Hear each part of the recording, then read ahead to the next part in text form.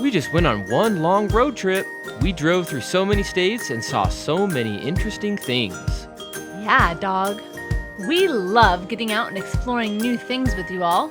We're heading out on another camping trip this weekend, so we decided to put together a compilation of our big spring road trip. Take a seat back and relax and catch up on our big trip. We want to know why, we want to know how, so ask us now, bow wow meow. Cat, have you seen my sunglasses?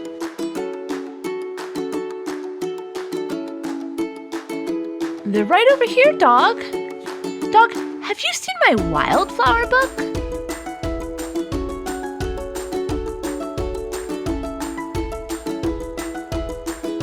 I already loaded it, Cat.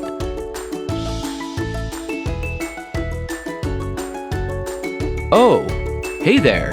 We're just packing last-minute things for our road trip. Have you ever been on a road trip? I love road trips because of all the new things you can get to see and experience. Me too, dog. But there's also a lot of sitting around driving.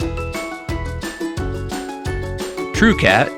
But our car is all tuned up and ready for the drive.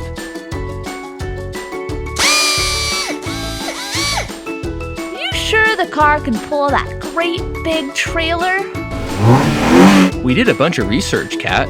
Everywhere we read, it says our car can pull 7,000 pounds. Meow, dog. How heavy is our camper? Only 4,000 pounds. That's less than 7,000 pounds, so it should work fine.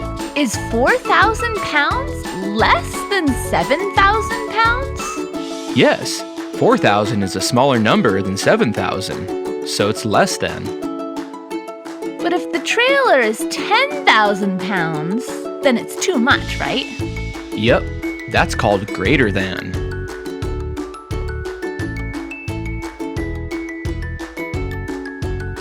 Are you gonna bring your math book on the trip, dog? Nope, I've got it all in my head, Cat. What are you gonna pack, Cat? Well, if you want to pack for a road trip, you need to pack clothes, dog. But you pick very different clothes if you're going to Alaska in winter versus Florida in the summer. Which of these would you bring to Florida? A parka or a bathing suit? A bathing suit, Cat. A parka would be silly on the beach. What about to Alaska in winter? A warm fuzzy hat or sandals? You're silly, Cat. A fuzzy hat, of course. Gotta keep your ears warm. You're right, dog. But like I said, choosing what to pack depends a lot on the weather and where you're going. We're going through lots of areas and it's spring. What kind of clothes should we pack, Cat? Well, I like to look at the weather. It looks like warm days in the 60s to 80s with some sun and some rain too. Don't forget pajamas. I'm gonna bring some pants and some shorts too, and a rain jacket and some sunglasses. Perfect stuff to pack, dog. We also pack food for our trip, Cat. Yep, and things like cooking equipment, bathroom stuff like toilet paper, soap, toothbrushes, and some toys, of course.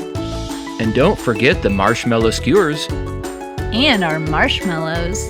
And our sleeping bags. You ready, Cat? Meow! Let's go! Look, dog, we just left Colorado. We're in Kansas. And it's so windy, Cat. It's blowing us all over the road. Wait, uh-oh. Something's wrong. What? What's the matter, dog? Oh no, I think the car just broke down. Broke down? Here on the side of the road? Do you know what to do if you break down? If you know how to fix the problem and it's easy, you might be able to fix it yourself. I think it's gonna be a tough fix. I can't do it on the side of the road by myself. We need a mechanic. I'll call my friend Ray. He's a tow truck. Hey Ray, can you come pick us up? We broke down. Hey there, cat. Hello, dog. Looks like you need a little help here. Ray, we're so glad you're here. We need a tow and repair. Good thing we have help. Let's take a look and see what the problem is. Check out our car's engine. It's supposed to be strong enough to pull that camper. What happened? Looks like your belt and tensioner pulley broke. Why do you think it broke, Ray? I think the engine's a little too small to pull that camper. What? I guess sometimes the thing you learn on the internet aren't always true. Meow. It can be hard to know what's true and what's not, dog. I guess we should always remember that no one knows everything, and truths aren't always true. Did you know that people used to think that the sun revolved around the earth instead of the other way around? That's true, Kat. Imagine that. The whole world believed something that turned out to be untrue. Then some great minds brought in science and were able to determine truths about our universe. Science is so important, dog. In order to do a science experiment, people follow the scientific method. Yup. First you need to ask a question. Then you do some background research and construct a hypothesis. A hypothesis? What's that, Kat? A hypothesis is your educated guess on what the answer to the question might be.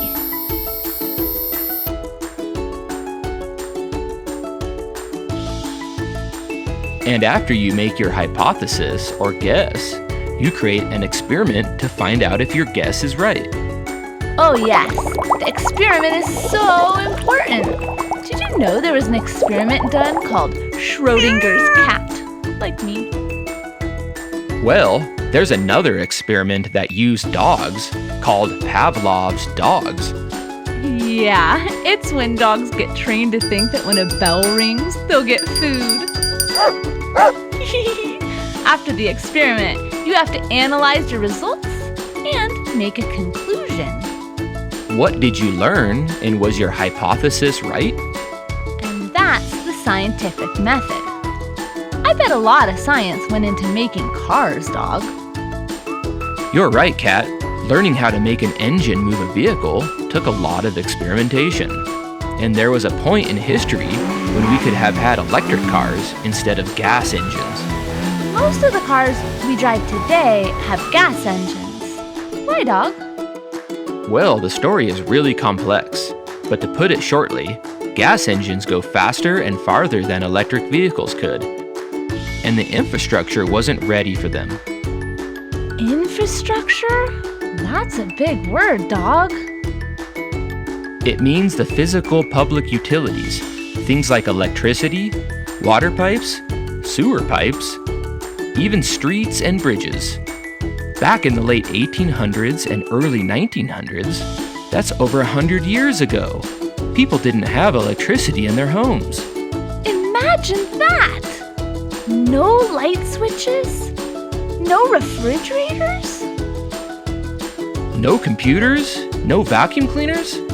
It wasn't really that long ago either. The world changes pretty fast, Kat. Look at us now. We have electricity everywhere and drive gas-powered cars. Well, actually, our car is diesel, but most cars and trucks on the road use gas to power their engines. What's the difference between diesel and gas? Well, Kat, both types of engines combust their fuel source to create power to run. But gas engines use a spark to ignite it, and diesel engines use pressure to ignite it. So then, which one's better? That's a matter of opinion, Kat. Diesel engines last longer and have better fuel economy, but gas engines produce less greenhouse gases and are cheaper to buy and fix. But there's a newer fuel called biodiesel that is made from cooking oils that can be used in diesel vehicles to make them run with less pollution. Meow! But now electric vehicles can compete with diesel and gas vehicles, right? Well, electricity is more available now, and better batteries are slowly being developed. But there are still pros and cons, Kat. Pros are the positive or good things about something, and cons are the negative or bad things about something. Sometimes it helps you make a decision if you look at both the good and the bad that will come from it. Well, let's find out what Ray thinks about repairing our car. So, Ray, can you fix it?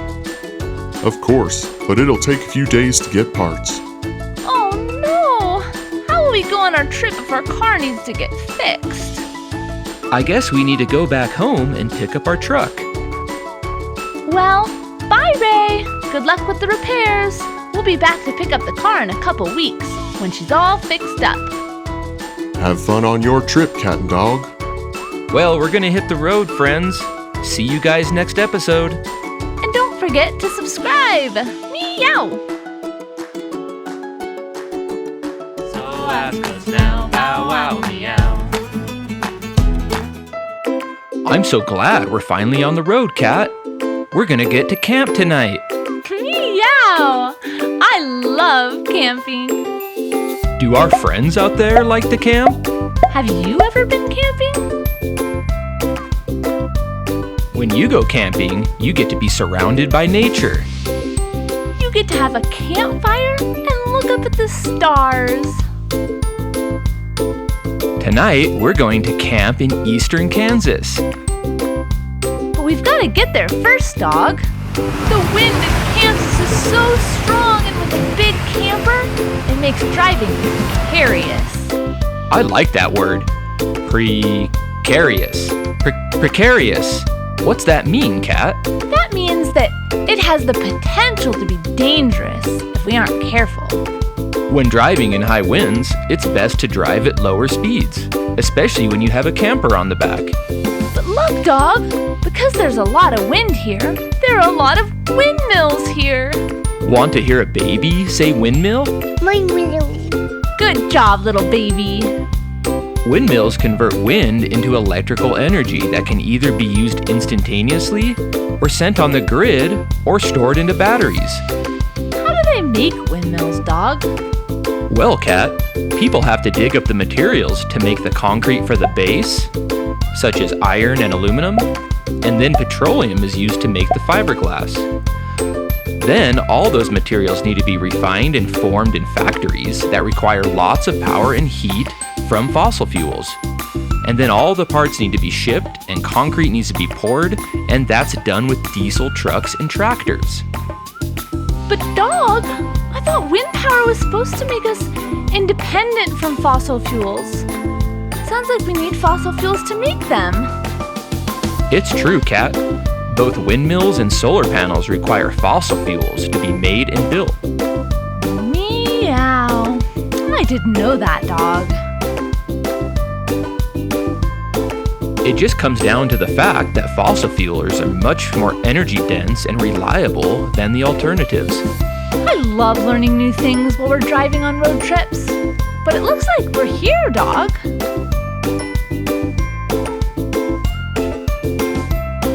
Yay! We're here at the Sand Hill Nature Preserve. Let's set up camp and then go do some exploring.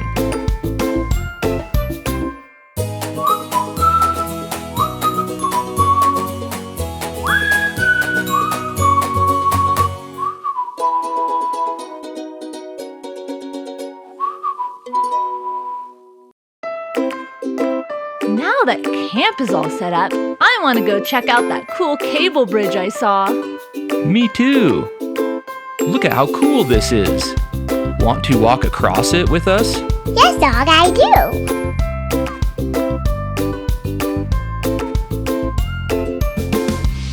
That was so fun. Let's see what else we can find. Bow wow! Look at this! What's so cool about this, dog? What's so cool about this? It's super duper cool. It's a micro hydro power station. A micro hydro power station? What's that? It uses the energy from running water like waterfalls or rushing rivers or stored water like dams and converts it into power. It's a really great way to harvest energy from nature. How does it work? It takes the power of water to turn a turbine, much like wind energy does, and it converts it into energy and then lets the water continue on its path. It's a lot more consistent than wind power is. That's pretty cool, dog. Yeah, I daydream about building my own micro hydropower system one day when we build our farm, Cat. I daydream about sitting on the front porch of our cute little farmhouse and smelling some cookies baking. I love daydreaming. Speaking of smelling, I smell geese. Look, a mommy goose with her goslings. It's spring and lots of animals are having babies right now. How cute! That is cute, but this isn't. Ew, it smells, dog. What is this place? This is a camper dump station.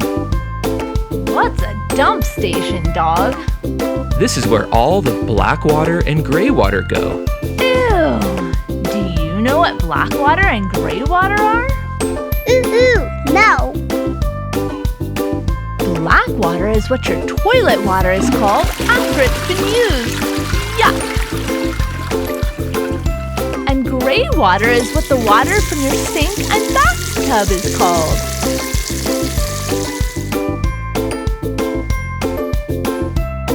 I know after I've been out exploring and playing in the mud, my bathwater can get pretty dirty, Cat. Me too.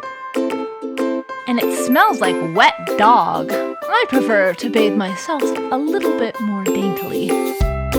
It's best to stay away from these dump sites when you're camping and let the grown-ups do the dirty work. But it's good to know where our waste goes. It doesn't just disappear. The waste at these dump sites usually goes into a septic system. A what? Oh, dog. A septic system uses nature and bacteria to clean the waste and water so it can be distributed back into the earth. Bow wow. That's pretty neat, Cat. Yep. It takes all the black and gray water and puts them into a tank where the solids settle and the liquid moves on to be filtered into the soil and cleaned by the soil microbes. That's an amazing system, Cat. But what about the waste in our trash cans when we're camping? That goes into a dumpster so that the bears and the raccoons don't come and get it. They love to get into camping food and garbage. Don't forget to lock it up so they can't make a giant mess.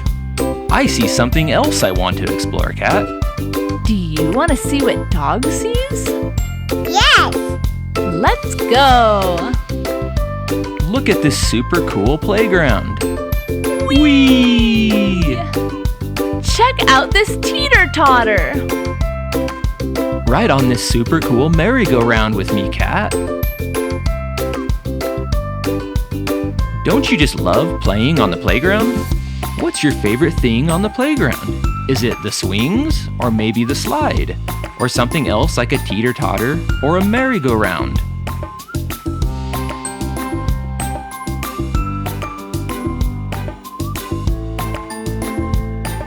There are so many fun parks to go to that have all different stuff to play on. Maybe yours has something special that makes it unique. What's that thing? That's pretty unique. That's not part of the playground, dog. That's a tornado siren.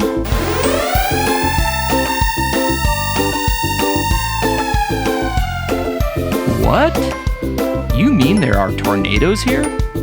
Yep, there can be, dog. Kansas is part of Tornado Alley, which is a part of the country where tornadoes happen most often. What should you do if the siren goes off? You should go to a safe place, preferably underground, like a cellar or a basement or a storm shelter, and wait inside until the storm is over, and find a grown-up to go with. Bow wow, tornadoes are strong, Cat. Yep, they are another part of nature that can be really destructive. They are so strong they can blow cars and houses away. I sure hope that siren doesn't go off. The forecast looks like good weather ahead, dog. No need to worry. Well, I'm ready to eat some grub and sit by the campfire, Cat. Some grubs? It's just a funny thing to say, Cat. I just mean I'm ready to eat. And I'm ready for some marshmallows. Thanks for coming on this trip with us. On our next episode, join us as we continue our adventure. See you then. In the meantime, we'll roast a marshmallow for you. And don't forget to subscribe for a bite. Bye, friends. See you next time. I love White Cat, White Dog.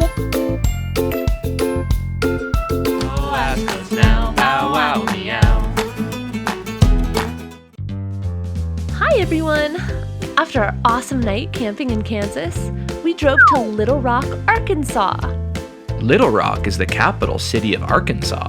Do you want to come check out a fun museum with us? Oh, yes, please. This is the Museum of Discovery in downtown Little Rock. Let's go check it out. Wow, check out these awesome vacuum tubes. How do they work, dog? Well, first you have to push this pink scarf into the trap door. I can't seem to do it, dog. Some tasks require a little extra help. This hand will help us. Thanks, hand. But now what? We stand back and watch the scarf get sucked through the tubes and spit out at the very top. That's so fun. And you can even try to catch it. Oh, look at this over here, Cat. X-rays of bones.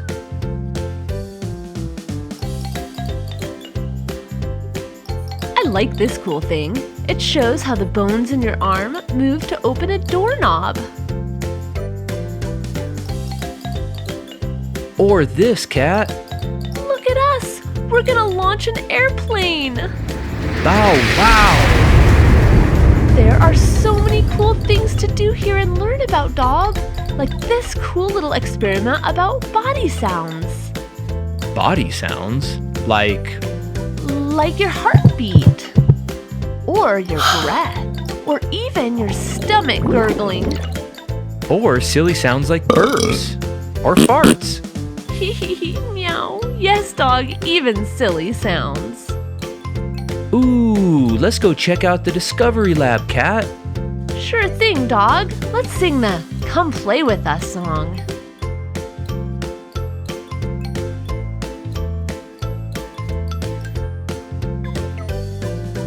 Come play with us. Come play with us. Come slide and swing. Let's try everything. Come play with us. Come play with us. It's great to have fun with everyone. Come play with us. Bow wow, that sure was fun playing. But look at this, Cat. You need to balance what you eat with what you do. Let's try to balance some stuff. Look, dog. If you eat a taco and go swimming, then you have balanced your food and activities. Your energy in is balanced with your energy out. But what if you eat chocolate cake and watch TV? That sounds fun. No way, dog. That's out of balance. Way too much energy in and not enough energy out. Speaking of energy, let's go check out the electricity workbench. It looks right up my alley.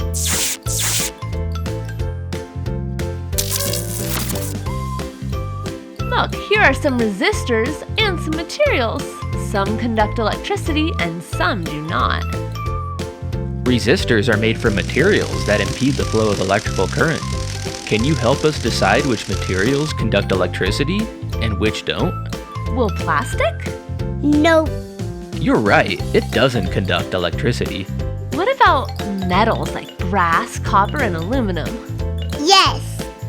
You're so right. Metals are used in wire to conduct electricity. But what about wood? Will wood conduct electricity like metal does? I don't think so. Bow wow! You're so smart. Wood is not a good conductor. Come over and see what else I see on this workbench. Those are some pretty cool buttons and switches, dog. What can we learn about these? Well, there's a button switch that's normally closed, which means that the electricity flows until the button is pushed. That means when you push it, the light goes out, and when you let go, it turns back on. So does that mean that this other button switch that's normally open, doesn't electricity flow until you push it? Exactly, Kat. That means when you push it, the light turns on, but when you let go, it turns back off again. What about the light switch? Well, just like the lights in our homes, the switch is open in one position and closed in the other. When it's open, the electricity can't flow and the light stays off. But when it's closed, the electricity can flow and the light stays on. Meow! What cool stuff to learn, dog. Definitely, Kat. But do you want to see a really cool one? Check out the variable resistor. It gives zero electricity flow when turned in one direction and full flow when turned in the other. But it also allows a varying amount of electricity to flow when it's turned between the two sides. So the light can get brighter or dimmer. Meow! That is amazing! People have come up with some super cool inventions by studying electricity. That reminds me of my favorite inventor, Nikola Tesla. He lived a long time ago, but he did amazing experiments with electricity, and this is the reason we have electricity in our homes today.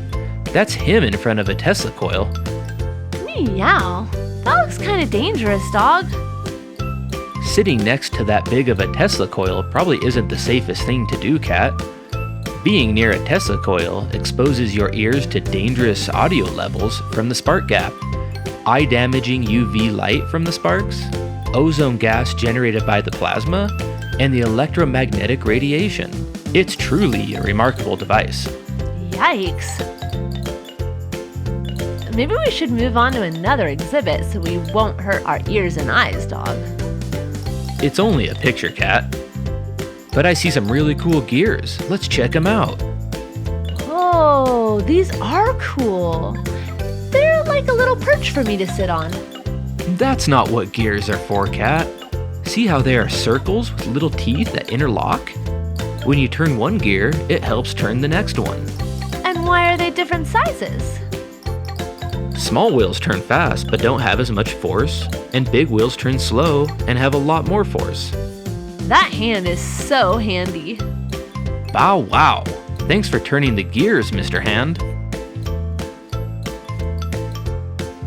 There are so many things here at the Museum of Discovery to explore. But I'm getting hungry, dog.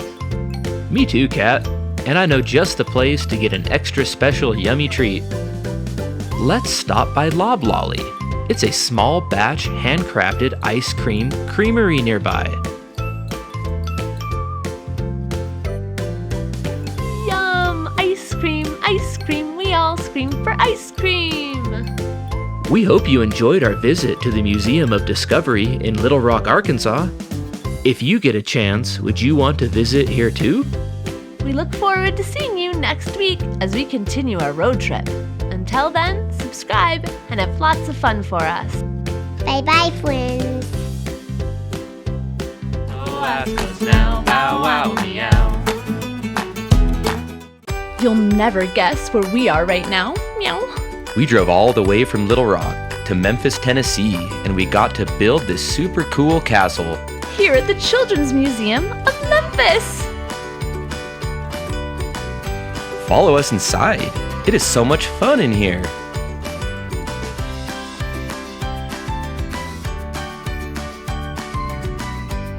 We got to milk a cow. Well, it's not a real cow, but it's almost as good. And we got to learn some real cool facts about cows too.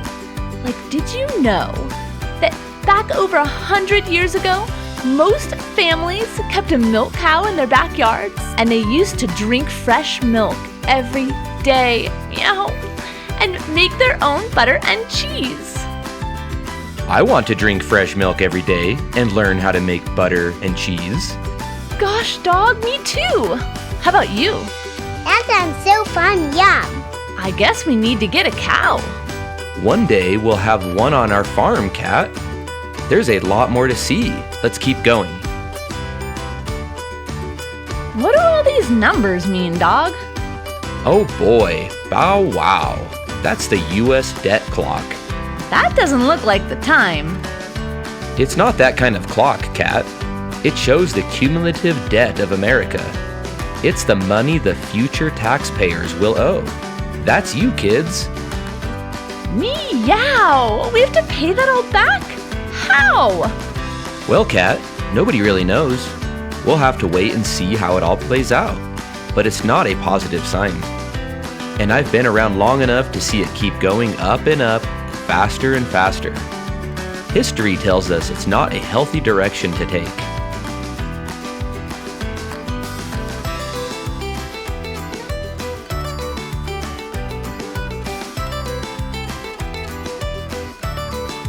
Speaking of healthy, check out this super cool exhibit about exercise and the body. I love to exercise. Yep, Dog likes to run after balls, and I like to climb trees. What do you like to do for exercise? I like to flap my wings and fly. That's a fun thing to do. According to the exhibit, exercise helps you build strong bones and muscles.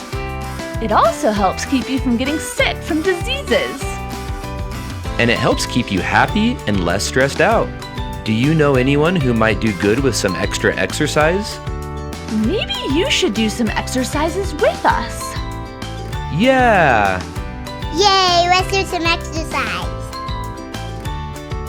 All right, let's start with jumping jacks. 1, 2, 3, 4, 5. Great job! Now some push-ups. 1, 2, 3, 4, 5. You're doing great. How about some arm circles? 1, 2, 3, 4, 5, 6, 7, 8, 9, 10. Whew, my arms are tired. Okay, one last one. What about some squats? 1, 2, 3, 4, 5. Whoa! My legs are tired now. After all that working out, I'm hungry, Dog. Me too. And check it out. There's a grocery store here. Look at all the food we can get. There are veggies over here. And a meat section over here.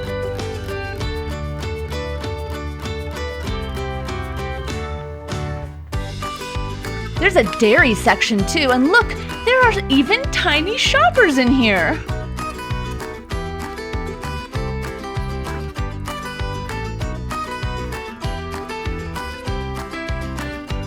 After we pick out what we want, we can pretend to buy it at the checkout stand.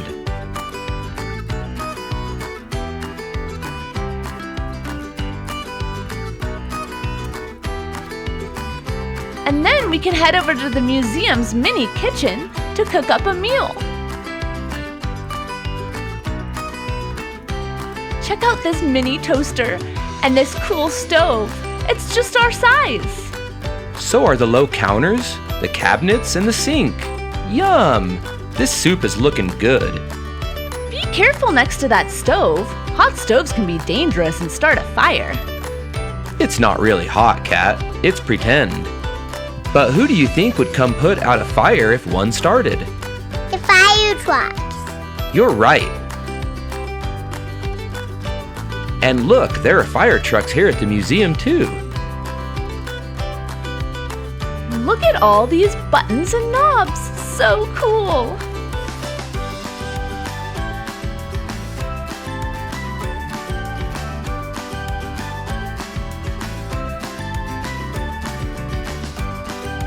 And my cousin, who's a Dalmatian and a fire dog, is even here too.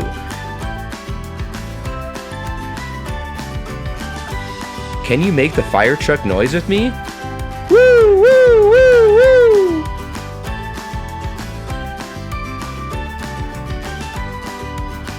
Look, we can try to drive a police motorcycle. Can you make a motorcycle noise? You're silly, Kat. I'm sure glad that we have firefighters and police officers to help us out in emergencies. Me too, Kat. But I hope we can avoid having emergencies in the first place.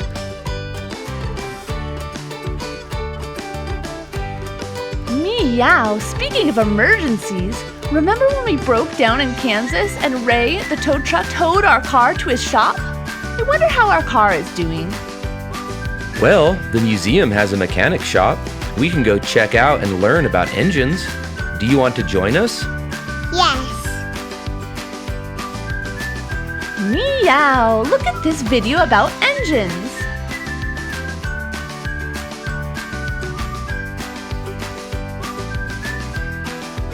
And we can even get under this car over here and work on it.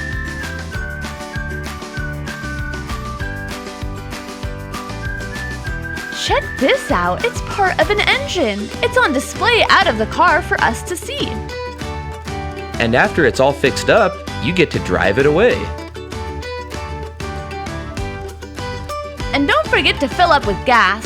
We sure have spent a lot of money on gas for this road trip of ours, haven't we, dog?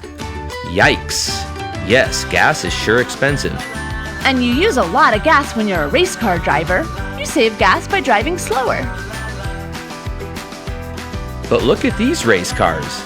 They don't use any gas. They run on potential energy. Potential energy? What's that, dog? These race cars have potential energy because you start them out on top of a high track that uses gravity to pull them down to the bottom of the track. So they don't need gas. Want to see them go? Yes, yes, yes. On your marks. Get set, go! How awesome! I think I saw another super fast engine in this museum. Come take a look.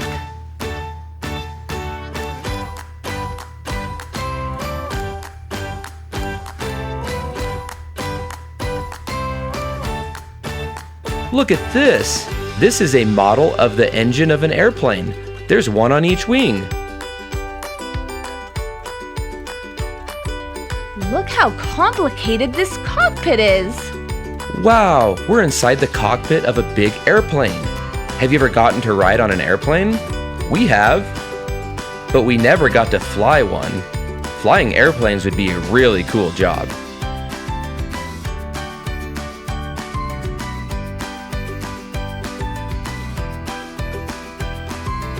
You're right, dog. That does sound like an exciting job. Think of all the cool jobs we've gotten to see today. Like what, Kat? Like firemen and police officers, chefs in the kitchen, cashiers at the supermarket, dairy farmers, mechanics, and even physical trainers or PE teachers who help people get exercise. That's a lot of jobs. Have you ever thought about the job you want to do when you grow up? It's fun to imagine. There are so many things you can be. But why do people have jobs, dog? Well, people have jobs for a number of reasons, Kat. The first reason is usually because people need money to buy and pay for what they need. Are there other reasons to have a job? Of course, Kat. Another reason is because if no one worked, then where would you get all the things you need? Who would help you in an emergency? What if your car broke down? As much as I wish I could do everything myself, we need each other and each of our own skills to create a community. I might be good at fixing cars, but I don't know how to heal a person like a doctor would. And I might be able to grow food, but I can't make clothes. Exactly, Kat. We each have things we're good at. When we work a job, we can make money, but we also provide something back to the community and the world around us, which is part of a third reason why people have jobs. And why is that, dog? It's a sense of satisfaction. When you have something meaningful to do or to create and can provide it to the community who can appreciate it. It gives us purpose and makes us happy. And a happy life is pretty important. I'm happy. You know what else makes me happy? Exploring new things, and there's so much more to check out at this museum. We'll show you more next time. See you later, friends. And don't forget to click that subscribe button so you don't miss out on all the other fun stuff we see around the corner. Bye-bye, friends. 'Cause now, bow wow, meow. Hi, are you back to see the rest of the Children's Museum of Memphis with us? I'm glad you're back. There's more to see.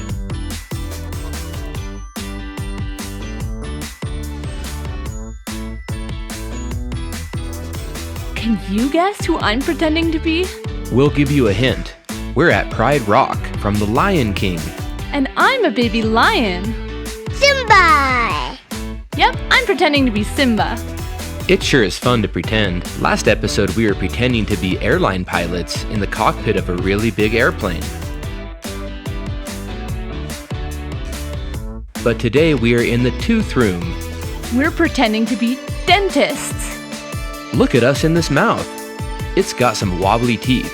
Let's go do some work on this guy. He's got a big mouth. Makes it easy to work on his teeth. Have you been to the dentist before? Can you open your mouth really wide like they want you to do at the dentist and stick out your tongue? Ah! Ha ha ha. That's perfect. I'm sure you know the best way to keep your teeth clean, right? You chew on bones. What? Nuh-uh. Dog, these are human kids, not puppies. They need to brush their teeth, not chew bones. Oops, you're right. You need to brush your teeth like this. All that brushing and don't forget flossing helps make your teeth happy like these little guys. And that makes your dentist happy too. And you'll be happy when you're older and have learned to keep your teeth healthy. Thankfully, you have two sets of teeth. Your baby teeth and your grown-up teeth. And do you know the best way to show off your teeth? Growling. Grrr. Dog, kids don't growl, do you? We can. Go! I think they can growl really good. Well, I think the better way to show off your teeth is to smile really big. What makes you smile really big? Sticking my head out the window when we're driving. Being out in nature makes me smile. Like next to this tree. Hi, cat and dog. Do you know what makes me smile? Hi, Mr. Tree. What makes you smile? I love seeing people pick up garbage and recycling too. It helps protect me and the earth from pollution.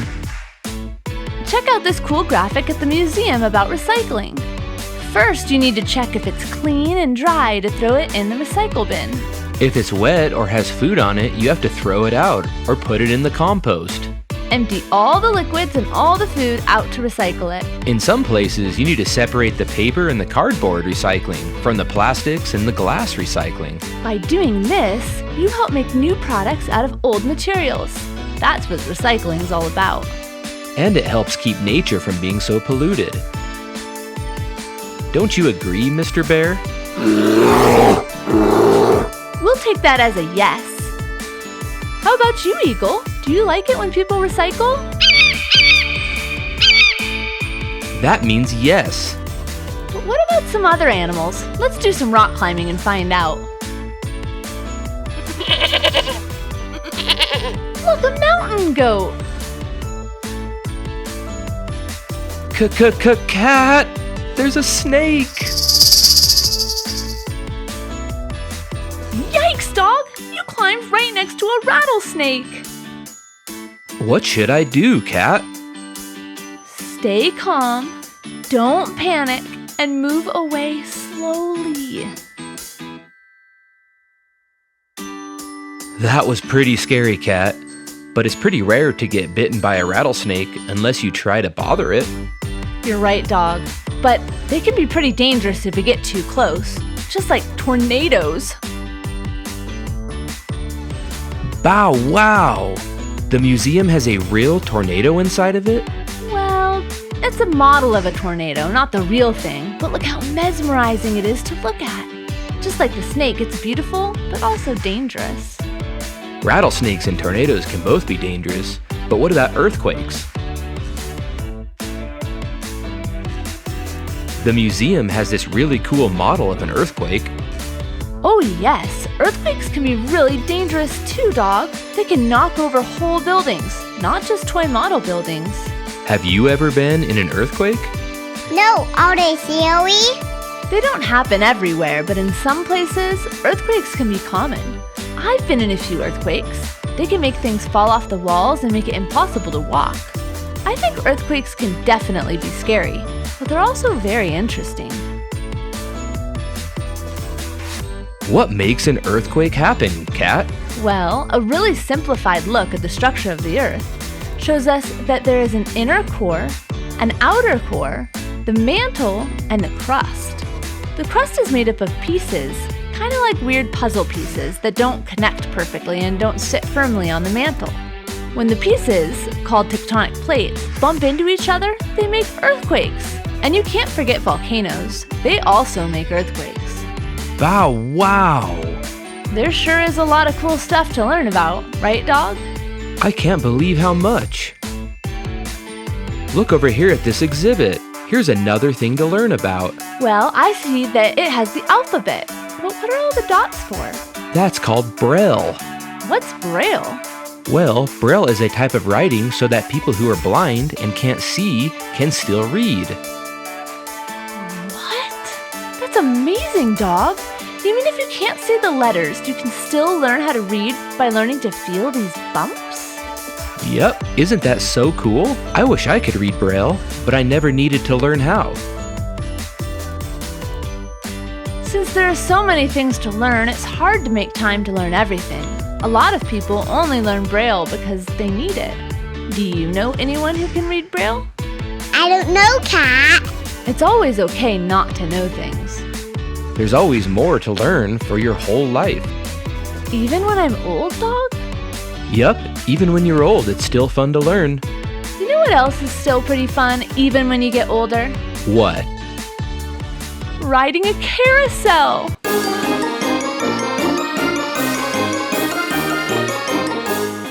Will you come ride on it with us? Yay, how fun! We hope you had so much fun with us at the Children's Museum of Memphis. We're gonna get back on the road and head to the next part of our road trip. I'll give you a hint. It's at a farm. If you want to see our next episode and do some fun and silly stuff with us on a farm, please subscribe with us. There's always something new to learn. Meow. Bye, everyone.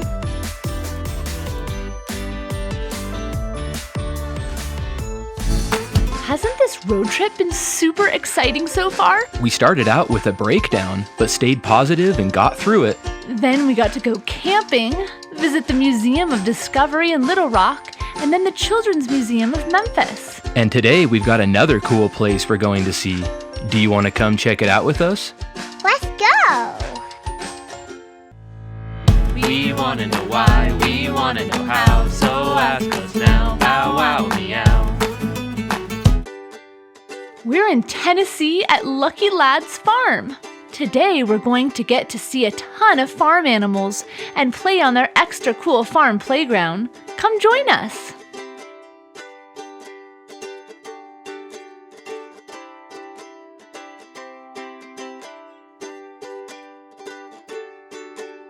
Look, the fun starts over here.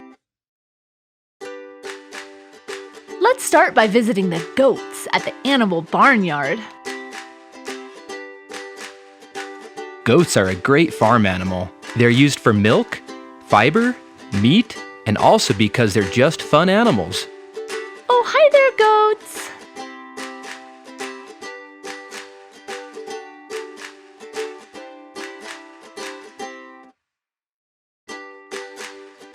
Oh, hey. Oh, you're so cute.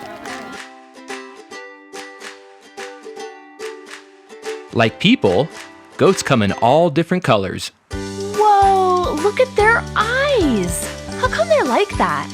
Well, Kat, those are the goat's pupils, where light is left in for their eyes to interpret. Goats' pupils are that shape because, like all prey animals, they need to have the ability to see a panoramic picture all around them. They need to watch out for predators. Cats are predators. That's why we have vertical pupils instead of horizontal pupils like prey animals.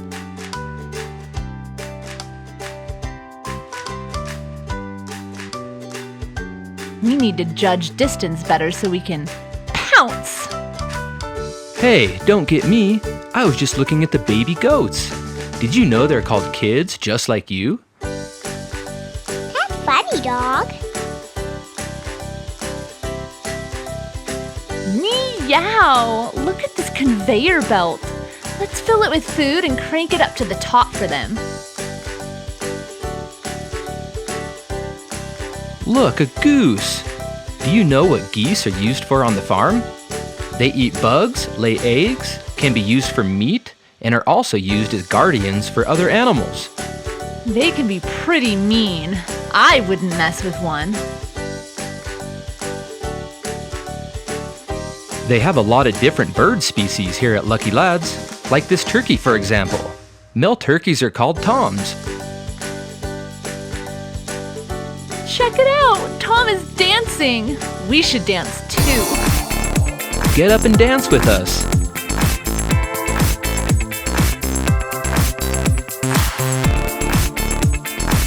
Meow! That was so fun! You know who else decided to dance with us? The peacock? Meow! Look at that tail! Why does he have a tail like that, dog? Peacocks, like toms, like to show off for the females. And it's a way of posturing against other males. Kinda like showing the other guy who's tougher. Why do people keep peacocks on a farm? Well, they live a long time, up to 50 years, and they're great at protecting against snakes and insects like ticks. I don't like ticks. Yuck, me either. I bet people keep peacocks for their pretty feathers too. You're right, Cat. They make good pets too. Thanks for showing off your tail there, Mr. Peacock. Let's go look at the parakeets. I'm not sure I should go in there, dog. I might eat one as a snack. Hold yourself together, Cat. Have some self-discipline.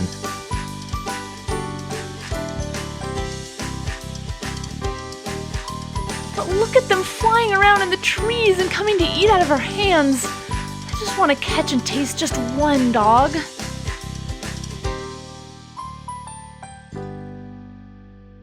No, Cat. These parakeets are pets. They are here on the farm because they are fun to watch and feed. You mean people don't eat them or their eggs? Nope, just cute pets. People are weird. I like people. You're such a dog. Well, I'd rather eat a chicken. More meat.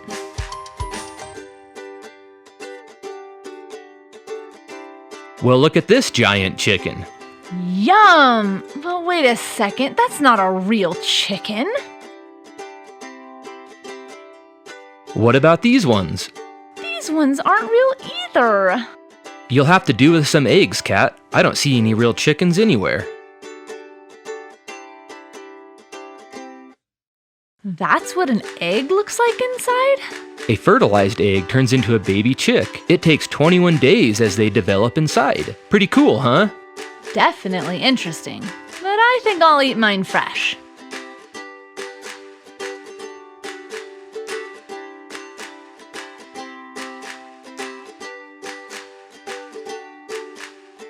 Speaking of fresh, that baby cow over there is drinking some super fresh milk. Baby cows are called calves, and that is a hungry calf. I wish I could find some fresh raw milk somewhere, but there are laws that make raw milk illegal, unless you're a calf, of course. Really? Yep, pasteurization is required. What the heck is pasteurization? Pasteurization is when the farmers heat up the milk to kill any germs in it that could make you sick.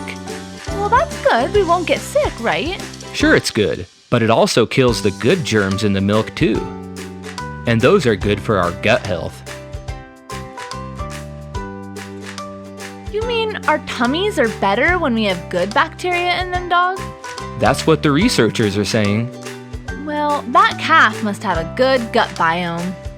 Cows have 4 chambers in their stomach. Did you know that? They are amazing creatures that convert grass into meat, milk, and fat. Isn't that awesome? Meow, they're like machines made by nature. Seems like it, Cat. I love cows. They are one of the best animals to have on a farm. Pigs are another one. You get bacon from pigs. He's such a cute little guy. I could just hang out all day with him, except he's trying to eat me.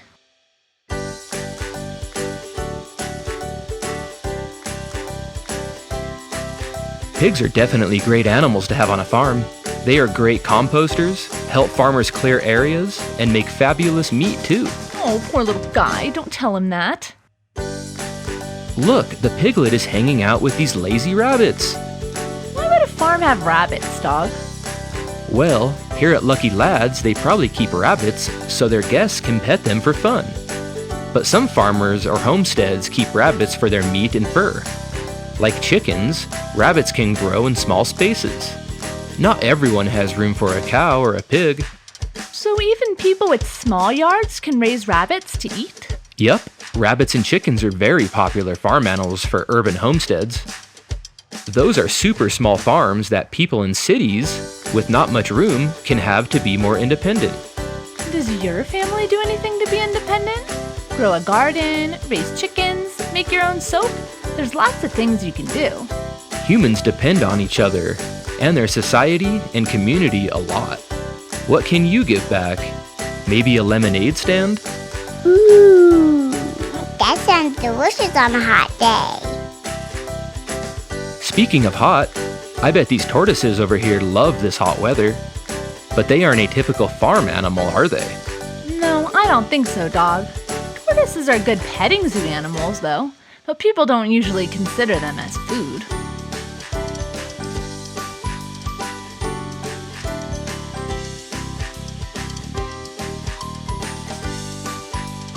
That's kind of like horses. Some people do eat them, but we mostly don't think of horses as food, but instead as pets for riding. Horses are fun farm animals, but this is the only one we found. Is this a real horse? I don't think so, Cat. You're right, it's just wood. Well, we're almost done with the animal part of our Lucky Lads adventure. Do you want to come check out the Fun Yard fact board with us? Oh yes, that sounds like fun. What can we learn? Well, let's go!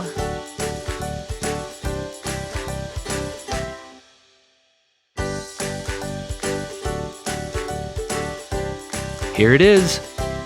How many stomachs do cows have? We talked about this. One stomach and 4 chambers.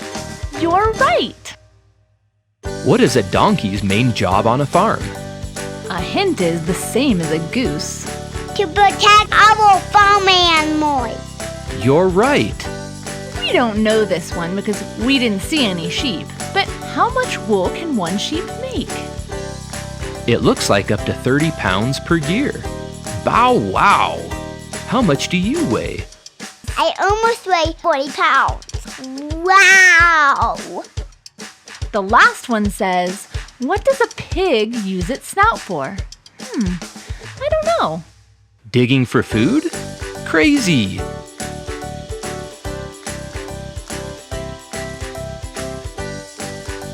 Wait, there's one more. What is a group of goats called? Well, a baby goat is a kid, but I don't know about a group of goats. Group of goats. It's got a triple horn. Meow! You're smart. It's been so fun to meet all the animals at Lucky Lad's farm. Next episode, we'll show you the playground. We hope you learned a lot about animals and are excited to come play with us next week. Don't forget to subscribe for more awesome learning videos and to hang out with us. We've got more to see on our road trip. Bow wow! Meow!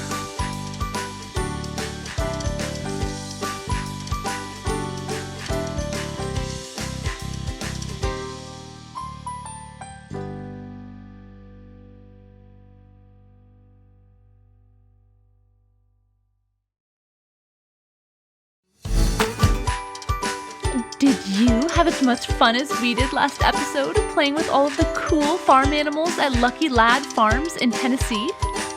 We're still here. There's so much more to do. There are slides, tractors, tires, corn pits, and more. Follow us.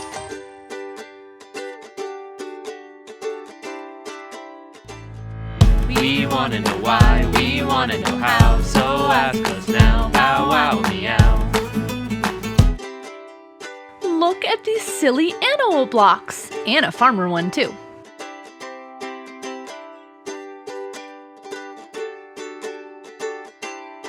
Or these cool tires stacked up for everyone to climb on. Tractors sure have big tires. Look at this old one over here. They can be used for so many tasks on the farm, like moving heavy objects, plowing a field, digging holes, and more. Look, I'm doing a tractor pull. Cool. Go, dog, go. Whew, that was tough. Tractors are heavy. Do you think you could pull a tractor? That looked pretty heavy, dog. Maybe when I'm 50, I'll be strong enough to pull a tractor. Meow. I don't think you'll have to be 50, but it does require strength. Let's ride on that swing, climb the tire wall, go through that cow tunnel, and make our way over to the corn pit.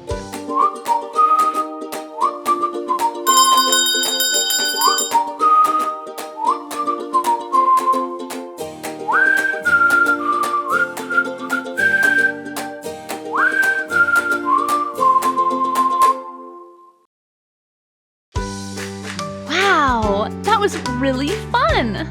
And this corn pit is so cool. Look at all of this corn that we can play in. Did you know that there are different kinds of corn? What do you mean, Kat? Well, when you think of corn, you probably think of sweet corn on the cob. Yum, But there's also popcorn that you can pop. yum. And maize or meal corn that is ground up and made into things like cornbread, tortillas, or grits. Yum. Ooh, I love all those things, and I love playing in all this corn.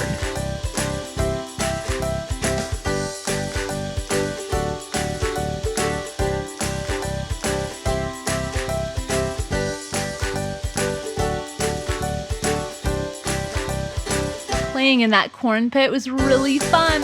But look, there's a slide. We've got to climb up it.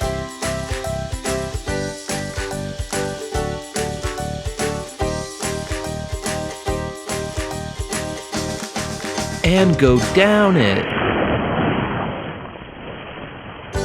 Let's do it some more.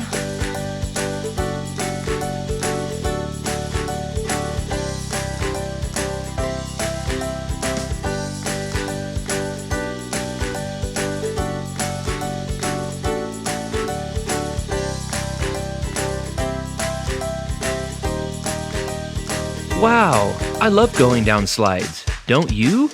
Yes, it's so fun to slide. Oh, what's that over there? It's some fun pot and pan wind chimes. What a fun way to make some cool sounds. When the wind blows, a wind chime hits together and makes sounds. Since we're speaking about wind and nature, we should go check out another really interesting but a little bit creepy bit of nature. Bugs?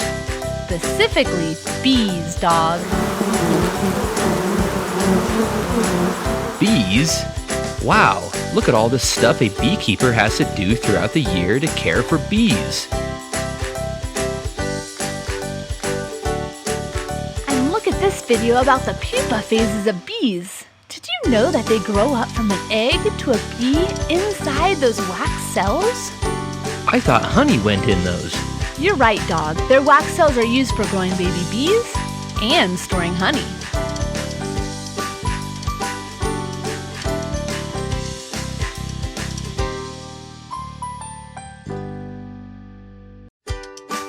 And don't forget that bees can sting.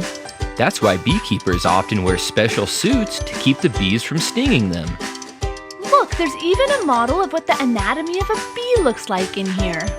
Cool, but what's anatomy, Kat? Anatomy is the structure of the body. Bow wow, and what are these? Those are smokers. Beekeepers use them to calm the bees down when they open the hive. Look over here, there's even more to learn about bees.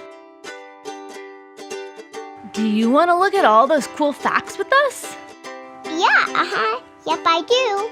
How many eyes do bees have? 2. Nope, bees have 5 eyes. As why? Wow, that's a great question. This is Queen Bee. Let's ask her. Hi, dog and cat. What do you want to know? Why do you have 5 eyes? We have 5 eyes because 3 on top of our head are for orientation. They tell us where we're going when we're flying. And the other 2 look out for beautiful colors of flowers so we can go visit them. Bow wow! Let's see some of the other facts. What are male bees called? Male bees are boy bees. They're called drones, and their job is to mate with the queen. How much honey will a worker bee make in her lifetime? I don't know, maybe infinity? No, silly. Less than 1/12 of a teaspoon. That's a very tiny amount. It must be difficult to make honey. It probably is. What's the next question? How many flowers do bees visit on one trip? Infinity! Nope. Between 50 and 100 flowers. What the heck? That's pretty amazing. That's a lot of flowers to visit. Do you know what propolis is? No. It says it's tree resin that bees use as hive glue. Oh, why? We use propolis to seal up cracks that might let cold air into our hives, and they hold everything together and make repairs when things get broken. You bees sure do work hard. Why do people need bees? People need bees because bees pollinate 1/3 of the world's food. Wow, so you mean if there weren't any bees, we would have a hard time growing food? Yep, everything from nut trees, fruit trees, to different vegetables and berries all need us to turn their flowers into fruits and seeds for the next generation of plants. Thanks so much for teaching us, Miss Bee. Have fun exploring the rest of the farm. That was very interesting to learn about bees. But I see another thing to learn about. Help us name these colors.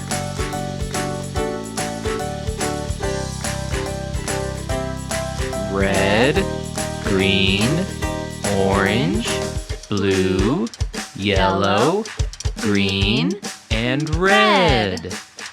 Well, if you follow the tractor's tires, it's gonna lead you to a tractor ride.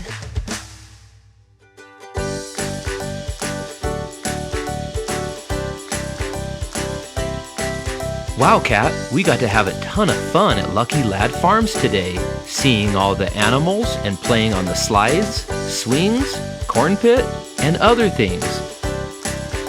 We even got to meet a bee and do some fun learning. Sure makes me want to go home and grow some flowers for the bees. Me too, Kat, but we still got more road tripping to do. Thanks for joining us at Lucky Lad Farms today. Hope we see you next week in the Great Smoky Mountains. Subscribe so you don't miss it. And don't forget to tell your parents to find us on Instagram and Twitter. We've got fun content to share for them too. Bye, everyone. Come play with us again soon.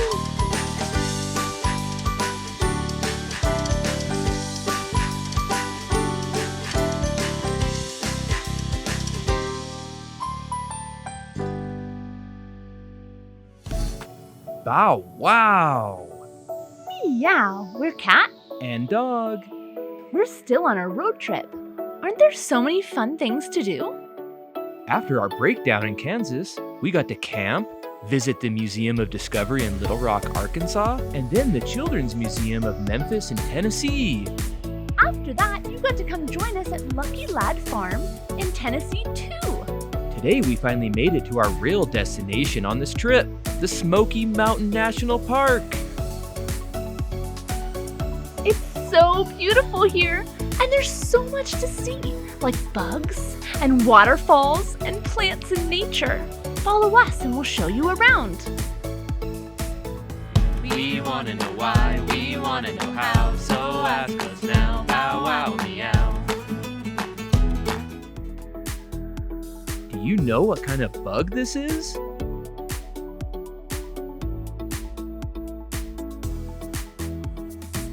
It's a ladybug, dog.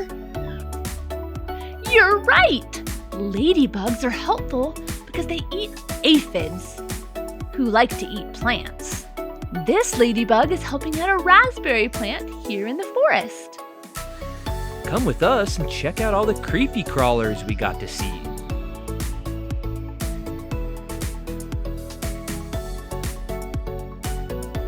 Look, it's a millipede! Look at that long body and all of those legs. Is a millipede not an insect? Nope. Insects have 6 legs. This little creature has way more than that. Can you guess how many legs the most leggy millipede has? A million? Not that many. 1,300. But this one probably has only a couple hundred. Can you use your imagination and think about what it would be like to have that many legs? Whoa, that would be so weird.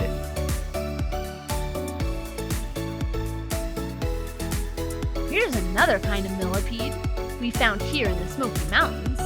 I think it's got fewer legs than the other one, don't you think? Yeah, looks like it. But bow wow! Look at all those legs move like waves down its whole body. Meow! That's really cool to watch.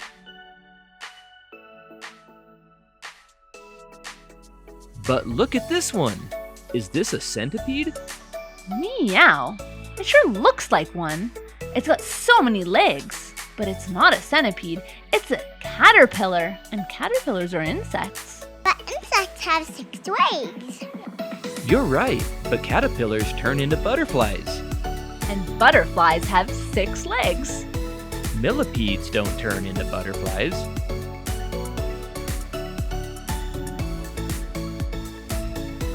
We got to see some butterflies here too. Look at this one. It's such a pretty butterfly. Do you know what color it is? Blue. Brilliant! You're right, it's blue. What about this insect? Shiny black. You're so smart. That's a pretty cool looking beetle. It's got a striped back, 6 legs, 2 antennae, and mandibles, which are like its teeth. How come we don't have antennae? That would be pretty funny to have antennae on our head. Imagine that. We don't need antennae because we have our eyes, ears, tongue, nose, and skin, which all help us experience the world around us. Our skin feels. And our ears hear. What does your nose do? It smells. Yep, you're right. And our tongue tastes. What about our eyes? Oh, I see. You're so smart. Our eyes can help us see the world around us.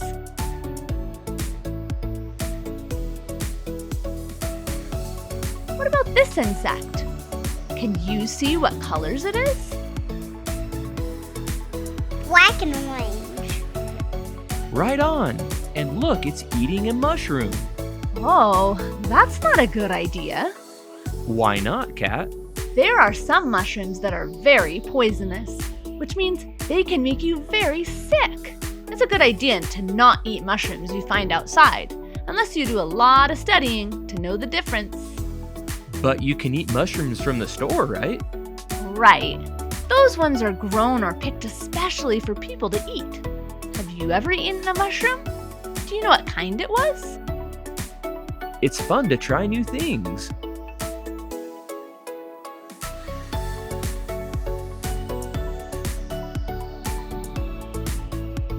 Look, I found some mushrooms in the forest. Next time you're outside, keep an eye out for mushrooms. They're pretty cool to learn about.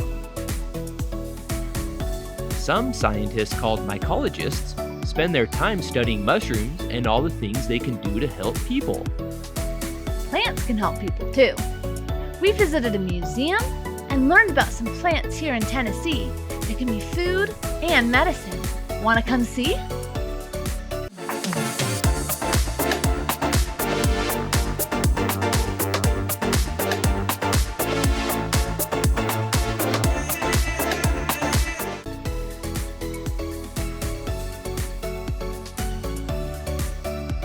A long time ago, the seeds of plants like goosefoot, sumpweed, and sunflower were ground up with rocks like these, called mortar and pestle, to make meal.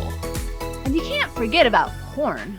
Corn was very different a long time ago, but people used it to grind up and make meal too. So what is meal? Meal is kind of like grits and could be used to make things similar to tortillas or cornbread. Yep, there are more plants that were used for food too, like fruit trees.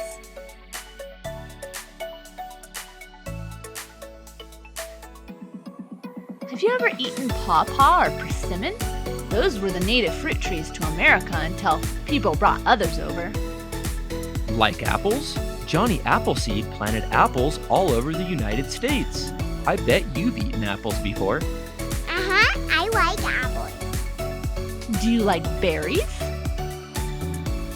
I love berries. Well, there are lots of berries that grow wild here, like raspberries, blackberries, and blueberries. And one you don't usually find in the store called service berries. Service berries are pretty sour, but are great in jams and pies. Have you ever tried service berries? Nope. Maybe you'll get to try some one day. Isn't it exciting to know there are new things to do and to try? I've never tried service berries either, but I bet you've tried nuts. There are lots of nut trees in the Smoky Mountains too.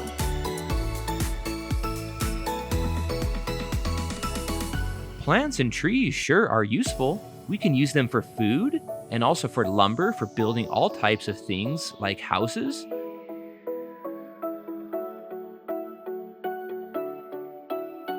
Furniture,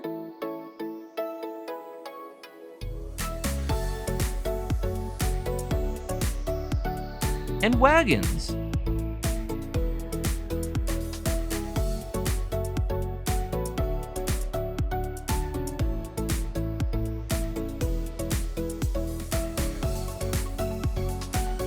I really like wagons.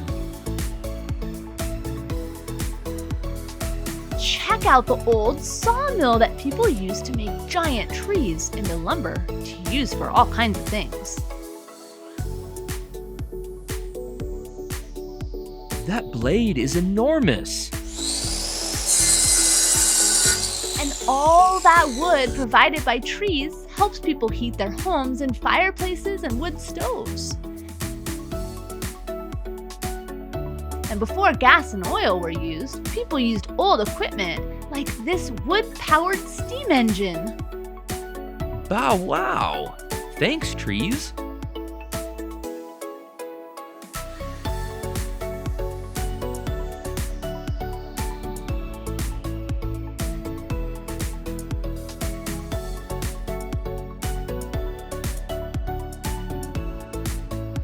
Before we had medicine that's designed by pharmaceutical companies and big laboratories, we depended on plants for medicine.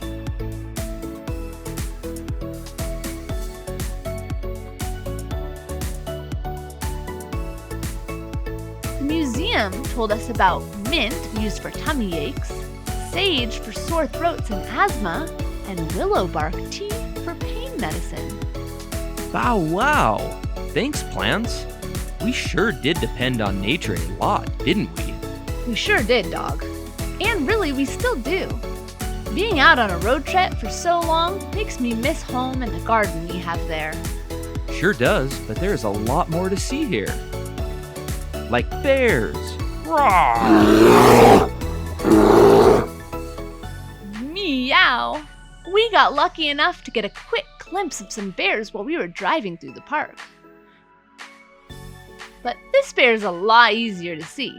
He eats and uses a lot of the plants in the forest too. And so do all those bugs we saw. Let's go take a hike and see what we can find.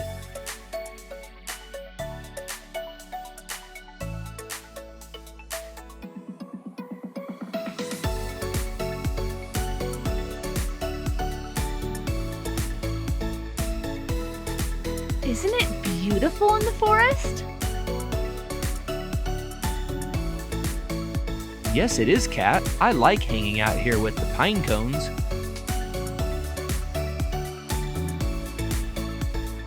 I like climbing trees too. It's better than being next to this stuff.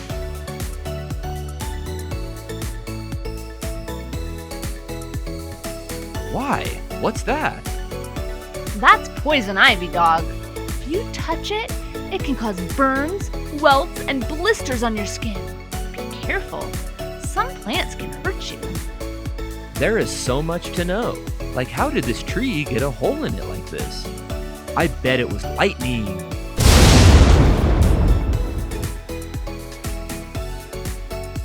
You could be right, dog. Trees with a burnt hole in them like this can mean that they got hit with a bolt of lightning from a storm. What other cool stuff are we going to find on this hike? How about vines growing up trees? Or honeysuckle bushes?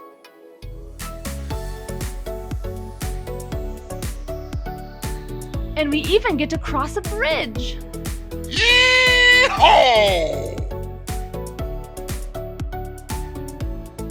And all kinds of flowers.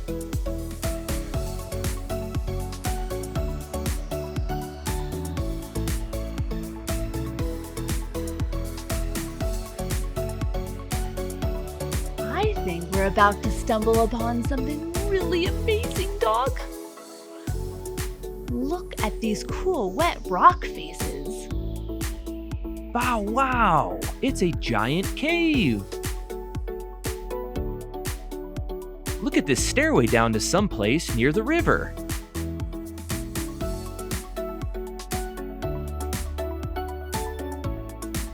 Where are we going, dog? Look at all the plants and rocks.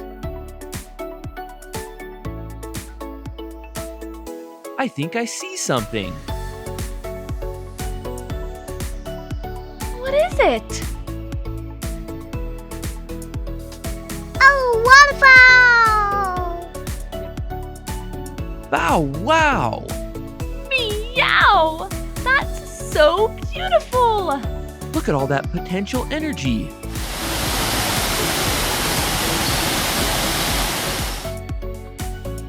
Waterfalls are really amazing to see, and there are so many different ones. Small ones and big ones, powerful ones and just little drippy ones. They're all over the world. Have you ever seen a waterfall? Some waterfalls are used to harvest electricity to power homes and cities. They create so much energy.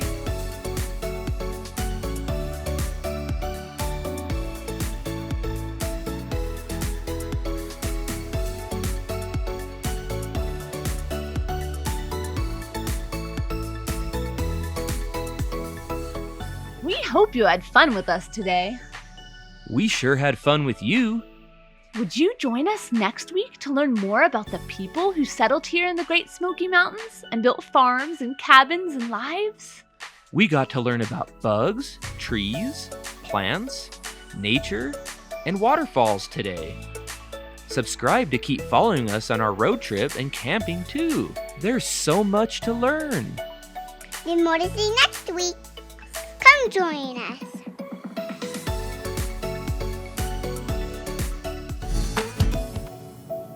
Oh, hi.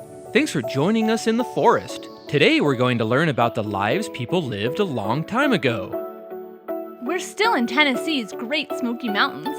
Come hike with us to see some cabins that people used to live in.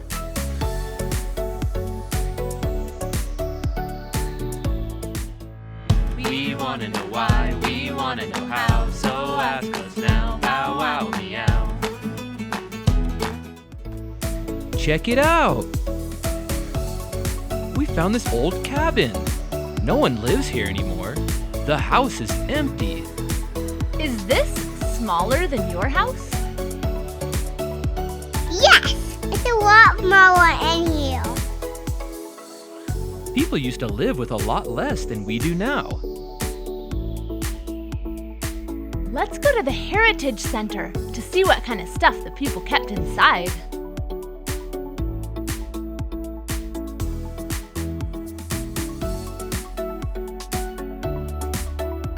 Cabins all had a fireplace, a cooking area,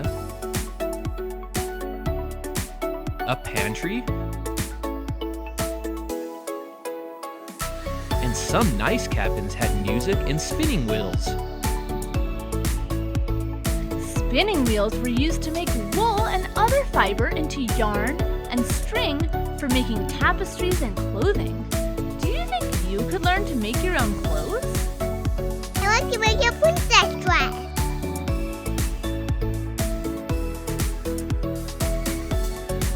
I think I'd like to make a pair of striped pants. Haha, I wonder what I'd look like in a dress. Whoa, yay, look! I've got a dress on, woohoo! Isn't it wild that people used to make their own clothes? Other than making their own clothes, inside their cabins they used to have cupboards for their dishes. These are fancy ones.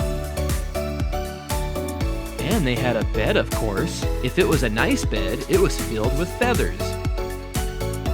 What if it wasn't a nice bed? Then it was filled with corn cobs. Yikes!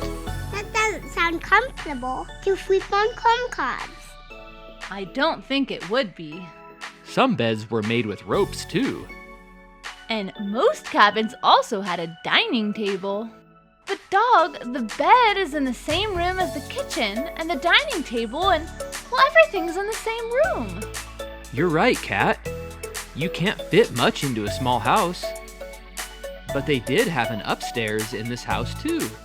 That's where the children slept.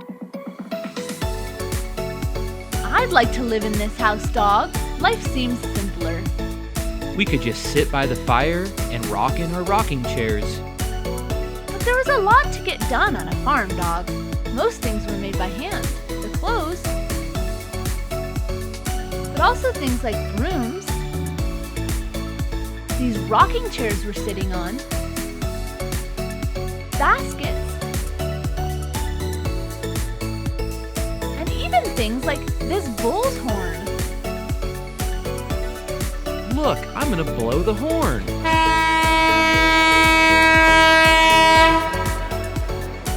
That's fun. Let's pretend to be farmers from a long time ago. Look, I've got a pitchfork. It's sure fun to pretend. We can also learn all the cool crafts people used to do. Things like sewing and cooking, but also blacksmithing with metal, building, harvesting plants, carpentry with wood, and pottery too.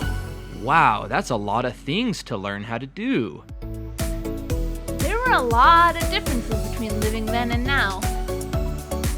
What did kids do for fun? Well, kids didn't have all the toys we have today. They had to go outside and play in nature. Woo-hoo!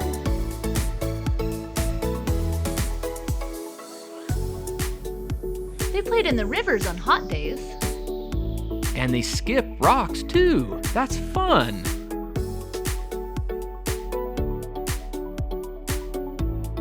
Or on windy days, they might fly a kite. Bow wow! Flying kites is fun!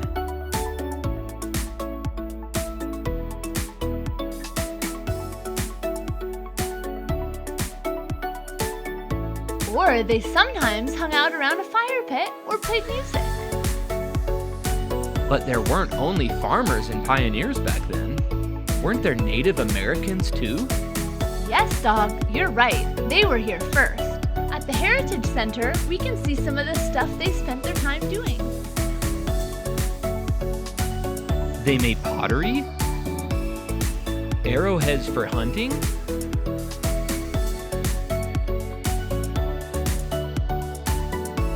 tools, blowguns, baskets, and art like these masks. We don't do many of the same things anymore. Have you ever made an arrowhead or tools or baskets? See if you can make a mask at home with your family. That's a fun art project. I love art projects. Back a long time ago, people did simple things for fun. There was no television, computers, or even radios to listen to. I guess people spent a lot more time enjoying the great outdoors. They sure did, dog. It's a rainy day today, so let's go enjoy the Smoky Mountains by taking a little rainy day car drive through the park.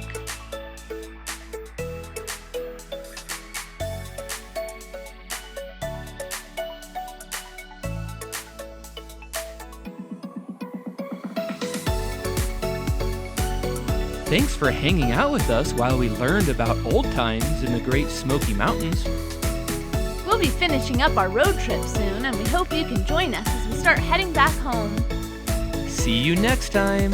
Bye, everyone. See you next time. If you like out White Dog, then still fly.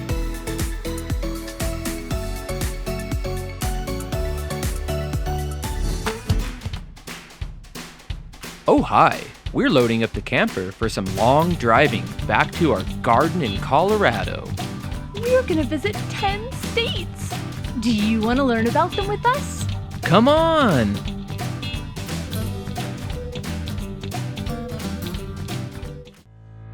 We wanna know why, we wanna know how, so ask us now, bow wow meow. We're off to North Carolina first. This is the state flag of North Carolina. The cardinal is their state bird. And the flowering dogwood is the state flower. Did you know that the Wright brothers flew the first airplanes here? Wow, that's pretty impressive. I wish we were flying in an airplane. But then we'd miss the other states, Kat. The next state is Virginia.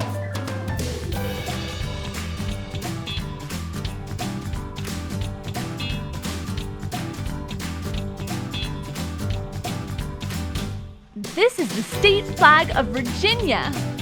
Their state insect is a beautiful tiger swallowtail butterfly. And their dog is the American foxhound.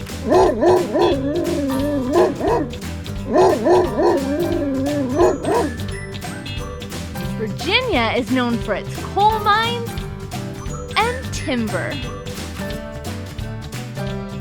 After Virginia, we've got to drive through West Virginia.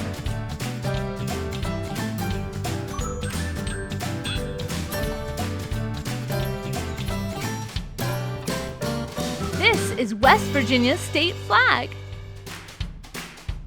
Their state flower is the rhododendron. And their state animal is the black bear.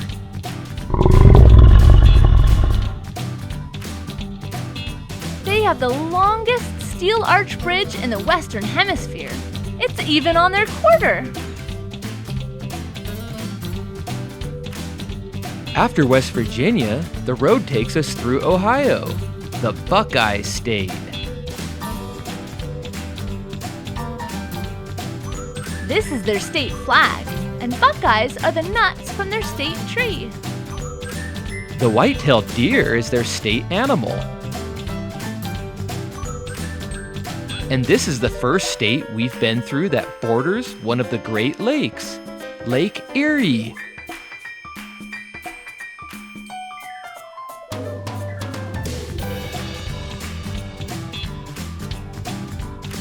From Ohio, we go through Indiana next.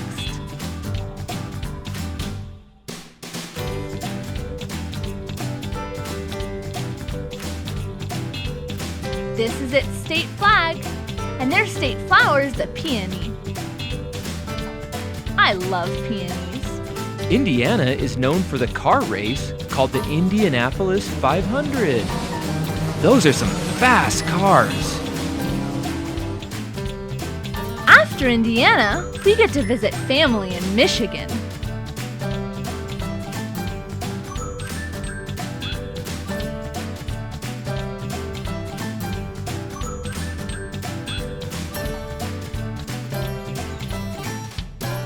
Hi, Cat and Dog. Can you tell us about the state you live in? This is the state flag. It has 3 animals on it. An elk, a moose, and a bald eagle. Our state bird is the American robin, and the state flower is the apple blossom. The fast cars were built in our state too. We also border 4 of the Great Lakes: Lake Michigan, Lake Erie, Lake Huron, and Lake Superior. Michigan is great for fishing. It was so fun visiting with family, but we've got to get back on the road. Bye, Cat and Dog.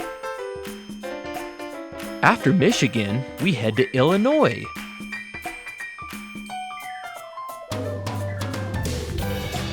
This is the state flag, and they're known as the Prairie State since they have a lot of grasslands and fertile soil. The city of Chicago had the first skyscrapers, and the state snack is popcorn. Yum! From Illinois, we have to drive through Missouri. We're almost home. This is Missouri's state flag. The eastern bluebird is their state bird, and the Missouri mule is their state animal. The city of St. Louis is home to the Gateway Arch, which is the tallest man-made monument at 630 feet tall. Only one more state until we get home to Colorado, and that's Kansas.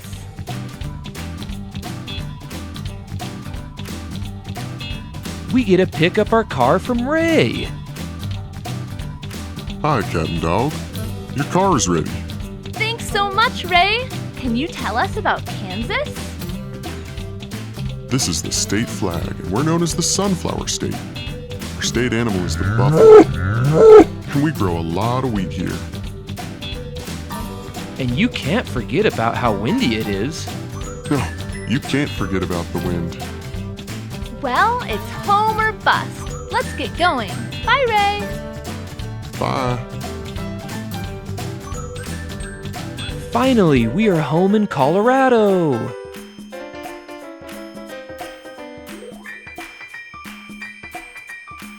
This is our state flag, and our state flower is the columbine.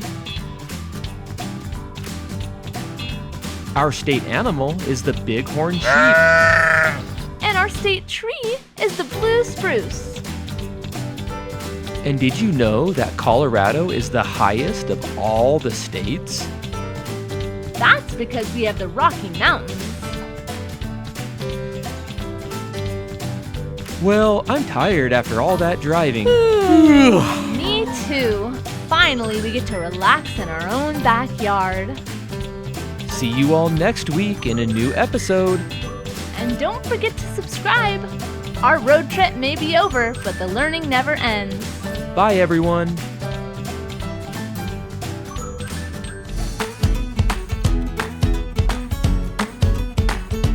Yo, this is a Cat and Dog show.